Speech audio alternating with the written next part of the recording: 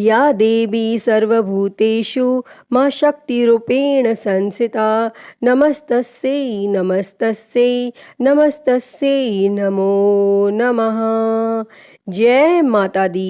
प्रिय भक्तजनों, आज हम सुनेंगे गुप्त नवरात्रि के तीसरे दिन महाविद्या माता त्रिपुर सुंदरी की कथा।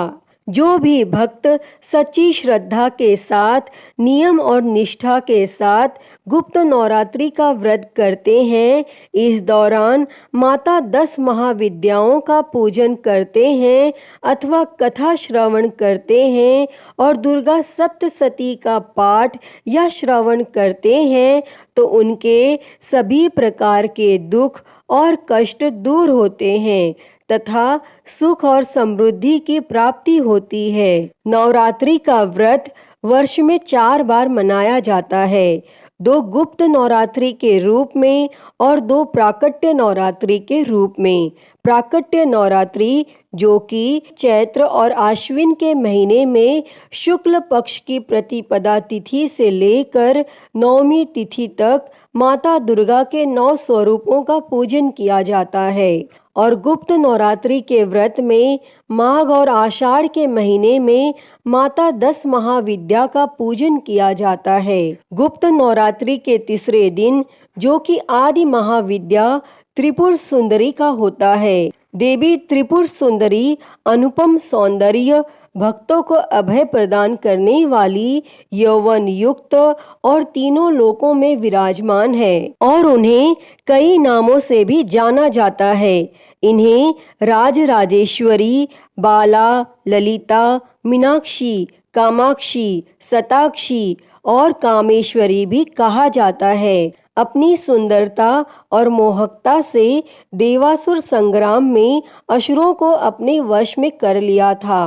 कहते हैं कि त्रिपुर सुंदरी की आराधना करने वाले भक्तों को लौकिक और परलौकिक शक्तियां प्राप्त होती हैं। देवी पुराण में माता की बहुत सी शक्तियों के बारे में बताया गया है। यह सिर्फ तंत्र साधना के लिए नहीं बल्कि सुंदर रूप के लिए भी विख्यात और जानी जाती हैं। तो भक्तजनों, आइए सुनते हैं माता त्रिपुर सुंदरी के स्वरूप और इनसे जुड़ी हुई पौराणिक कथा के बारे में। तो आप सभी भक्तजन बड़ी ही श्रद्धा, ध्यान पूर्वक और प्रसन्न चित्त मन से माता त्रिपुर सुंदरी की कथा को सुनिए।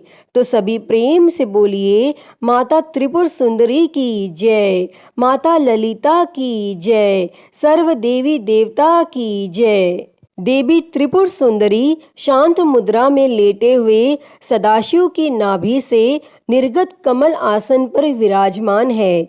चतुर्भुजी भुजाओं में देवी के पास अंकुश, धनुष और बाण है। देवी के आसन को ब्रह्मा, विष्णु, शिव और यमराज अपने मस्तक पर धारण करते हैं। देवी 3 नेत्रों से युक्त और मस्तक पर अर्धचंद्र धारण करती हैं। देवी त्रिपुर सुंदरी अपने भक्तों की हर प्रकार की मनोकामना को पूरी करती हैं और उनकी हर विपत्ति को दूर कर देती हैं और उन्हें अभय प्रदान करती हैं।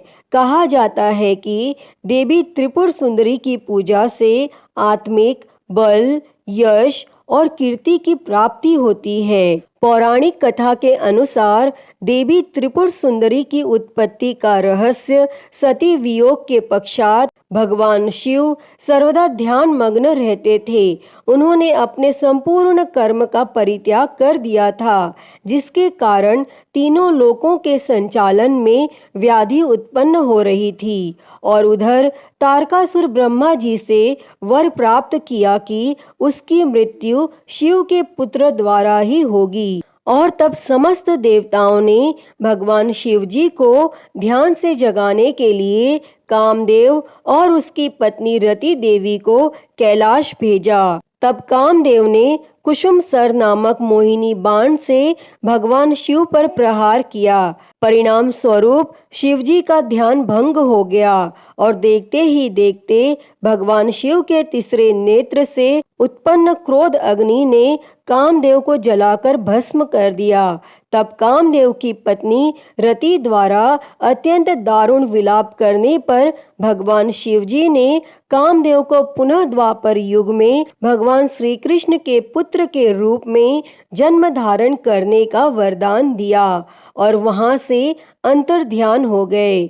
तब सभी देवताओं और रति के जाने के पश्चात भगवान शिवजी के एक गण द्वारा कामदेव के भस्म से मूर्ति निर्मित की गई और उस निर्मित मूर्ति से एक पुरुष ने जन्म लिया। उस पुरुष ने भगवान शिवजी की स्तुति करी। तब इसके पश्चात भगवान शिव द्वारा उस पुरुष का नाम भांड रखा गया और शिव के क्रोध से उत्पन्न होने के कारण भांड तमोगुण संपन्न था और वह धीरे धीरे तीनों लोकों पर भयंकर उत्पात मचाने लगा और देवराज इंद्र के समान ही भांडासुर ने स्वर्ग जैसे राज्य का निर्माण किया तथा राज करने लगा। तदनंतर भांडासुर ने स्वर्ग लोक पर आक्रमण कर देवराज इंद्र और स्वर्ग राज्य को चारों ओर से घेर लिया। तब भयभीत इंद्र नारद मुनि की शरण में गए और इस समस्या के निवारण का उपाय पूछा।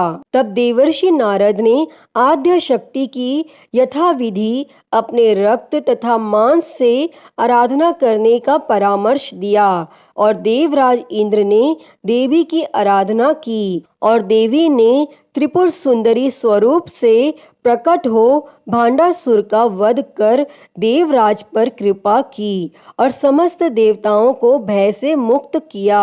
अतः हे माँ त्रिपुर सुंदरी, इस कथा को कहते, सुनते और हुंकारा भरते सभी पर अपनी कृपा सदैव बनाए रखना। सभी के कष्टों को दूर कर सभी के जीवन में सुख और समृद्धि देना। तो सभी प्रेम से बोलिए, त्रिपुर सुंदरी माता की जय, ललिता माता की जय, 10 महाविद्या माता की जय, सर्व देवी देवता की जय।